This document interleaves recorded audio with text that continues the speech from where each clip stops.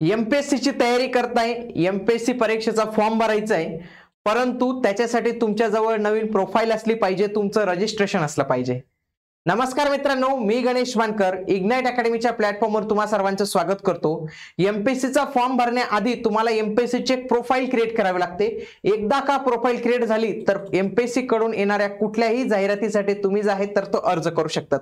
म्हणून आजचा व्हिडिओ हा फार खास असणार आहे. म्हणून ज्याला नवीन प्रोफाईल क्रिएट करायची असेल त्याने हा व्हिडिओ शेवटपर्यंत पूर्ण बघावा आणि ज्या ज्या काही चुका होतात त्या चुका कशा टाळायच्या या सर्व गोष्टी मी आजच्या या व्हिडिओमध्ये तुम्हाला सांगणार आहे. व्हिडिओ तुम्ही शेवटपर्यंत पूर्ण बघा. आणि आगामी 2025 च्या कंबाईन ग्रुप बी आणि ग्रुप सी साठी तयारी करत असाल तर याच्यासाठी लाईव्ह प्लस रेकॉर्डेड अशी बॅच जी आहे तर ते आपण लॉन्च केलेली. या बॅचला इनरोल करण्यासाठी इग्नाइट अकॅडमीचं ऍप्लिकेशन डाउनलोड करा.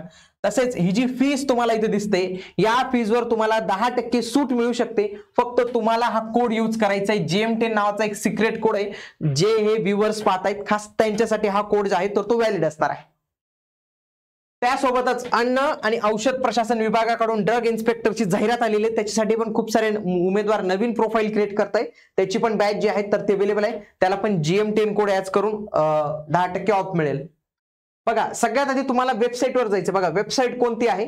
एमपीएससी ऑनलाईन आहे. बघा, खूप सारे नवीन विद्यार्थी इथं जातात. mpsc.gov.in ही पण वेबसाईट आहे, परंतु ऍप्लिकेशन भरण्यासाठी लॉग इन तुम्हाला इथं करावं लागतं. mpsconline.gov.in इथं जावं लागतं.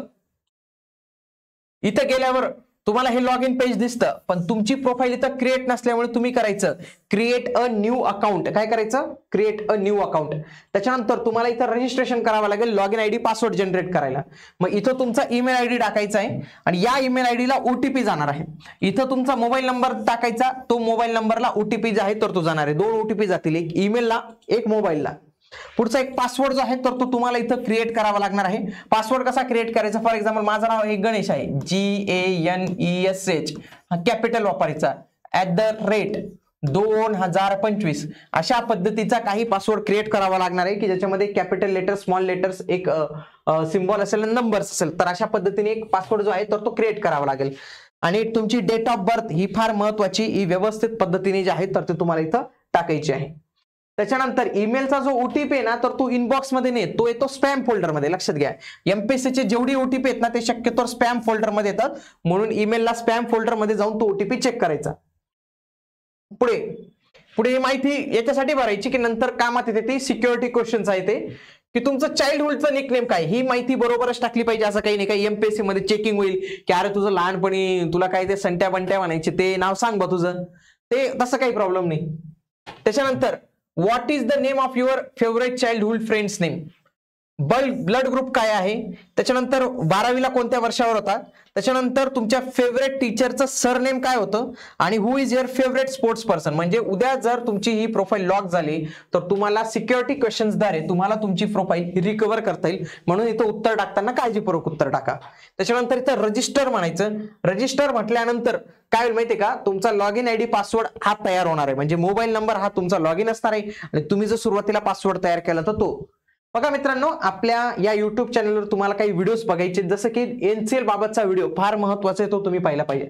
आगामी काळात पुरवठा निरीक्षकची जाहिरात येऊ शकते. नेमकं पुरवठा निरीक्षक काय असतं, एमपीएससी कंबाईन ग्रुप बी 2025 चा फॉर्म कशा पद्धतीने भरावा त्याच्या संबंधीचा व्हिडिओ आहे, तो पण तुम्ही अवश्य बघा. इथं मी माझा मोबाईल नंबर किंवा तो ईमेल आयडी टाकेल, त्यासोबतच तिथं क्रिएट केलेला पासवर्ड टाकायचा आणि इथं लॉग इन म्हणायचं. आता इथं पुन्हा कॅप्चा कोड एक येतं, कॅप्चा कोड तुम्हाला टाकून प्रोसीड करायचंय. मग आता ही एक इंटरफेस इथं ओपन होतो. त्याच्यामध्ये तुम्हाला बघा इथं home button, profile creation, online application, my account, correspondence and log out, तर असे हे ऑप्शन दिसतात. सगळ्यात आधी आपल्याला आपली प्रोफाईल जी आहे तर ती क्रिएट करावी लागणार आहे. मग प्रोफाईल क्रिएशन वर जायचं. प्रोफाईल क्रिएट करण्याचे 6 स्टेप्स आहेत एकूण.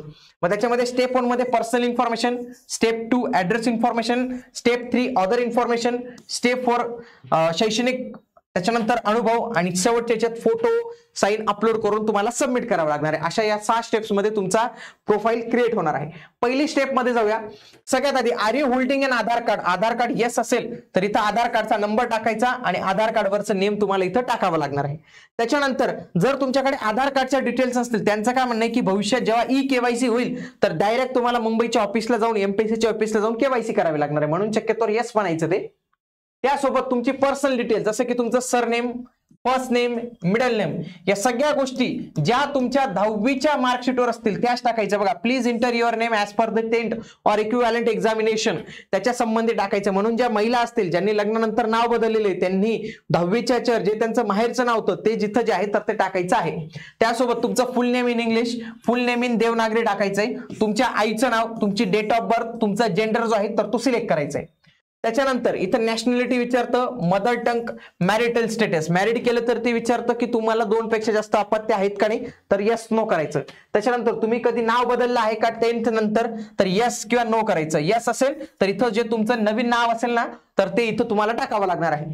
त्याच्यानंतर तुम्हाला रीड राईट स्पीक येते का बघा, मराठी वाचता येते का, यस नो. मराठी लिहिता येते का, यस नो. मराठी बोलता येते का, यस नो. म्हणजे येते म्हणजे यस करायचं. ओके. पुढे तुमची फिजिकल मेजरमेंट्स इथं विचारलेली आहे. जसं की तुमची उंची इथं विचारलेली आहे, ती सेंटीमीटर्स मध्ये पाहिजे. आणि तुमचं वेट हे किलोग्रॅम मध्ये जे आहे तर ते इथं विचारलेलं आहे. त्याचप्रमाणे जे काही पुरुष असतील तर त्यांना चेस्ट पण जे आहे हा एक क्रायटेरिया जो आहे तर तो त्यांनी इथं लावलेला आहे. चेस्टची पण माहिती इथं विचारली जाते. पुढे तुमची कास्टची डिटेल्स इथं विचारले जाणार आहे आणि इथं दिव्यांगांसाठी डिटेल इथं विचारले जाणार आहे. कॅटेगरीमध्ये तुम्हाला सिलेक्ट करायचे. इथं कॅटेगरीमध्ये वेगवेगळे कॅटेगरी येतात, SC ST OBC EWS SC BC VJ NT जे सगळे येतील. जर मी इथं OBC केलं, NT केलं, VJ केलं तर मला याच्यासोबत नॉन क्रिमिलियर पण लावावं लागणार आहे. जर मी नॉन क्रिमिलियर नाही माहिती भरली तर मला जे आहे तर ते अलाउ करत नाही फॉर्म भरण्यासाठी.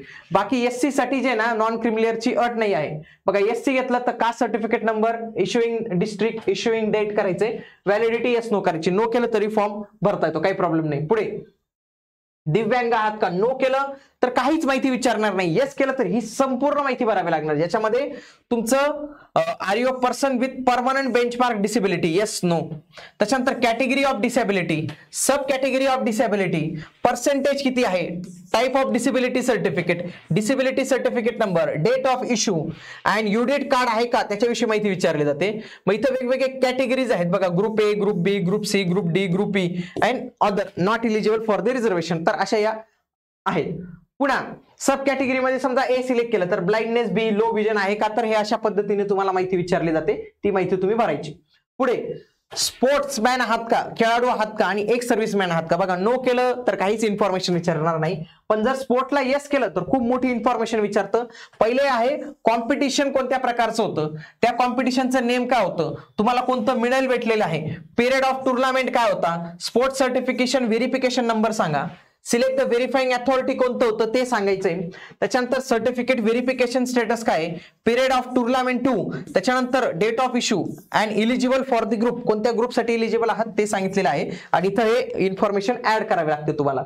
टाइप ऑफ कॉम्पिटिशन मध्ये वेगवेगळे येतात बघा, recognise international sports competition, Paralympic international competition, world inter university sport competition. तर अशा पद्धतीने हे वेगवेगळे कॉम्पिटिशन आपल्याला इथं जे आहे तर ते बघायला मिळतात. त्यासोबतच इथं पोझिशन मध्ये फर्स्ट, सेकंड, थर्ड म्हणजे गोल्ड, सिल्वर, ब्रॉन्झ भेटला आहे का. समजा मी इंटरनॅशनल घेतलं तर मला पुन्हा विचारतो ऑलिम्पिक आहे, एशियन आहे, वर्ल्ड चॅम्पियनशिप आहे, नेमकी कोणती स्पर्धा जी आहे तर ती आहे. त्याचप्रमाणे मला एक सर्व्हिसमॅनची जर मी येस केलं तर मला म्हणतं does the candidate himself and ex serviceman of the regular arm forces, तर इथं यस केलं तर विचारलं जातं की तुम्ही एक सर्व्हिसमॅन कोणत्या डिव्हिजन आर्म फोर्सेस मध्ये होता ते सिलेक्ट करायचे. डेट ऑफ रेग्युलर अपॉइंटमेंट, कधी अपॉइंटमेंट झाली, त्याच्यानंतर कधी तुमचं डिस्चार्ज झालं, तर ती सर्व्हिस ऑटोमॅटिक ते कॅल्क्युलेट करतं. त्याच्यानंतर तुम्हाला जे आहे तर ते सर्टिफिकेट येतं, तर ते सर्टिफिकेट नंबर आणि डेट इथं विचारलेलं आहे. पुढे डिसेबल वगैरे आहेत का ते विचारले. त्यासोबतच महाराष्ट्र गव्हर्नमेंटची एम्प्लॉय आहात का, येस नो. BMC ची एम्प्लॉय आहात का, त्याच्यानंतर बेस्टची एम्प्लॉय आहात का, अशा पद्धतीची माहिती इथं विचारलेली आहे. पुढे इथं येस केलं तर बाकीच्या तुम्हाला ते सेवार्थ ID वगैरे भरावा लागणार आहे. म्हणजे जर तुम्ही गव्हर्नमेंट याला येस केलं बघा, are you an employ of state government Maharashtra select करायचं. त्याच्यानंतर सेवार्थ ID तुम्हाला टाकायचंय, तुम्ही BMC चे आहात का ही माहिती टाकायची आहे इथं. पुढे डोमेसाईल स्टेटस म्हणजे महाराष्ट्राचे रहिवासी असतात का, येस किंवा नो करायचं आहे. नो केलं तर फॉर्म नाही भरता येणार, येस केलं तर डोमासाईल सर्टिफिकेट नंबर, त्याच्यानंतर domicile issuing date, domicile issuing district ही माहिती तुम्हाला भरावी लागणार आहे. पुढे ऍडिशनल रिझर्वेशन असतं, येस किंवा नो करू शकतात. ऍडिशनल रिझर्वेशन मध्ये समांतर आरक्षण आहे, जसं की प्रकल्पग्रस्त, भूकंपग्रस्त आणि पदवीधर अंशकालीन, तर हे येस नो तुम्ही करू शकतात. जर तुम्हाला येस केलं, समजा प्रकल्पग्रस्त असेल, भूकंपग्रस्त असेल, ग्रॅज्युएट असेल, तर सगळ्यांसाठी सिरियल नंबर टाकणं, सर्टिफिकेट नंबर टाकणं बघा, certificate number and employment number, issue date, issuing date. पुढे ऑर्फन आहात का, म्हणजे अनाथ आहात का, येस किंवा नो करायचं. ऑर्फन टाइप मध्ये इन्स्टिट्यूशनल आहे, नॉन इन्स्टिट्यूशनल आहे. सर्टिफिकेट नंबर आणि सर्टिफिकेट इश्यूची डेट टाकायची आहे. ही पहिली स्टेप तुमची कंप्लीट झाली. दुसऱ्या स्टेप मध्ये ऍड्रेस टाकायचा आहे, जो आधार कार्डवरचा असेल तो ऍड्रेस इथं टाकायचा आहे आणि सेम करस्पॉन्ड ऍड्रेस करून इथं सेव्ह करायचा आहे. त्याच्यानंतर थर्ड स्टेप मध्ये तुम्हाला अदर इन्फॉर्मेशन भरायची. याच्यामध्ये तुमच्याशी संबंधित काही कोर्ट केसेस, गावात काही भावकीचे वाद झाले असतील, जे काय असेल तर ते तुम्हाला इथं टाकायचे. जसं की प्रोसिडिंग चालू आहे का, तर येस नो करून त्याच्याविषयी माहिती तुम्हाला टाकायची आहे. त्याच्यानंतर इथं एक येतं प्राइस, मेडल, स्कॉलरशिप्स काही तुम्हाला भेटले, काही अचिव्हमेंट केलेले, तर ही संपूर्ण माहिती इथं भरायची. जसं की टीम, गेम, स्पोर्ट्स, एनसीसी, तर यांच्याविषयी माहिती लिहायची. Position, leadership, extra curricular activity, या सगळ्या गोष्टी टाकायच्या. त्याच्यानंतर फोर्थ मध्ये काय टाकायचे, क्वालिफिकेशन इन्फॉर्मेशन. हे फार महत्वाचं आहे. याच्यामध्ये तुमची शैक्षणिक माहिती टाकायची. याच्यामध्ये तुमची 10वी 12वी डिप्लोमा झाला असेल, त्याच्यानंतर काही कोर्स केला असेल, त्या कोर्स विषयी माहिती टाकायची आणि त्यासोबतच तुमची पदवी असेल तर पदवीविषयी माहिती टाकायची. आणि इथंच तुमची जे टायपिंग सर्टिफिकेट विषयी माहिती आहे ना, तर हीच टायपिंग सर्टिफिकेट विषयी माहिती इथूनच जे आहे तर ते तुम्हाला इथं टाकता येते. मग इथं वेगवेगळ्या तुम्ही सिलेक्ट करू शकता. क्वालिफिकेशन टाईप इथं सिलेक्ट करायचंय. मग फॉर एक्झाम्पल इथं क्वालिफिकेशन टाईप मध्ये बघा, SSC, HSC, diploma, graduate, PG, post graduation, PhD, net set, या सगळ्या गोष्टींचं ऑप्शन येतं, ते सिलेक्ट करू शकतात. पुन्हा जर मी इथं 10वी सिलेक्ट केलं, इथं मला विचारतं name of qualification, subject, stream, state, date of completion, या सगळी माहिती इथं जी आहे तर ते तुम्हाला भरावी लागणार आहे. सेम फॉर दी ग्रॅज्युएटसाठी फक्त एक गोष्ट जोडले. फॉर एक्झाम्पल जर कोणी बी फार्मसीवाला असेल तर त्याला एक रजिस्ट्रेशन नंबर मिळतो, तर तो रजिस्ट्रेशन नंबर टाकावा लागतो काउन्सिलचा. त्याच पद्धतीने कोणी पशुवैद्यकीयसाठी फॉर्म भरायचा असेल तर त्याला काउन्सिल रजिस्ट्रेशन नंबर हा लागतो, बाकीच्यांसाठी काही लागत नाही. पुढे अशा पद्धतीने तुमची ही इन्फॉर्मेशन भरली जाते. विचारलं जातं काही अनुभव आहे का वगैरे, तर येस नो करू शकतात. जर येस केलं तर तुम्हाला ही संपूर्ण माहिती जी आहे तर ते इथं सांगावी लागणार आहे. जसं की एम्प्लॉयमेंट पास्ट होता, प्रेझेंट होता, whether selected from MPSC through झाले होते का, त्याच्यानंतर इन्स्टिट्यूट, डिपार्टमेंट, ऑर्गनायझेशन सांगायचंय, office or institute own by the government Maharashtra, त्याच्यानंतर whether the post is gazetted, nature of job, designation काय होतं, nature of appointment, pay band, grade pay, basic pay, monthly gross salary, from date, आता ती सगळी माहिती इथं भरायची. त्याच्यानंतर तुम्ही शेवटच्या स्टेपला जाता, त्याच्यामध्ये फोटो आणि साईन अपलोड करावं लागतं. याच्यामध्ये जी इमेज साईज असते तर ती 50 KB पेक्षा जास्त जायला नको, हे तुम्हाला इथं लक्षात ठेवायचं आहे. हे फार महत्वाचं इथं असणार आहे. ओके, फोटो आणि साईन, इथं फोटो, इथं साईन अपलोड करायची आणि इथं सेव्ह म्हणायचं. त्याच्यानंतर हे पुन्हा इन्फॉर्मेशन विचारतं, इथं टिक करायची आणि इथं सबमिट अँड लॉक प्रोफाईल करायची. सबमिट अँड लॉक प्रोफाईल केल्यानंतर ते सांगतं की आता याच्यात चेंजेस नंतर करता येतात, पण तरी पण तुम्ही इथं कन्फर्म करायचं. त्याच्यानंतर ही संपूर्ण माहिती कन्फर्म होते. जर तुम्ही ते OTR केलं नाही, कन्फर्म जर केलं नाही ना, तर काय होतं, तुमची प्रोफाईल लॉक राहते. म्हणून इथं ऑनलाईन ऍप्लिकेशन मध्ये तुम्हाला काहीच दिसत नाही. पण जर तुम्ही प्रॉपरली कन्फर्म केली तर इथं जे काही जाहिराती आलेल्या त्या दिसतात आणि इथं व्ह्यू बटनवर जाऊन तुम्ही त्या जाहिरातींसाठी जे आहे तर ते अप्लाय करू शकतात. तर अशा पद्धतीने ही MPSC ची प्रोफाईल जी आहे तर ती बनत असते.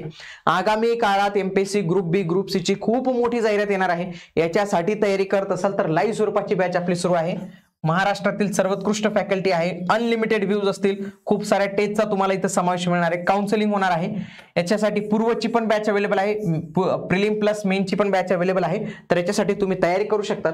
आणि बॅचच्या फीज मध्ये तुम्हाला आणखी डिस्काउंट पाहिजे असेल तर जे काही हा व्हिडिओ पाहतायत खास त्यांच्यासाठी ऑफर आहे. GM10 कोड यूज करा तर 10% ऑफ तुम्हाला मिळणार आहे. अधिक माहितीसाठी या दिलेल्या आपल्या प्रतिनिधींना तुम्ही संपर्क करा. तसेच इग्नाइट अकॅडमीचं ऍप्लिकेशन डाउनलोड करा आज आणि तिथून ही संपूर्ण माहिती तुम्ही जी आहे तर ते करू शकता. इग्नाइट अकॅडमीचे दर्जेदार कोर्सेस आता विविध प्लॅटफॉर्म मध्ये उपलब्ध आहे. तुमच्या परिवारात कोणी शालेय विद्यार्थी असेल तर त्याला आपल्या इग्नाइट पाठशाला उपक्रमाबद्दल नक्की सांगा, ज्याच्यात आपण नवोदय, स्कॉलरशिप या परीक्षांचे कोर्सेस आपण ऑनलाईन तिथं सुरू केलेले आहेत. त्यासोबतच बाकीच्या परीक्षांविषयी आपण मार्गदर्शन जे आहे तर ते करत असतो. त्याच पद्धतीने लॉ, MBA ला CET असते, त्या CETचं पण आता आपण मार्गदर्शन जे आहे तर ते करून घेत असतो. भेटूया आता आपण पुढील व्हिडिओमध्ये. तोपर्यंत जय हिंद, जय महाराष्ट्र, धन्यवाद.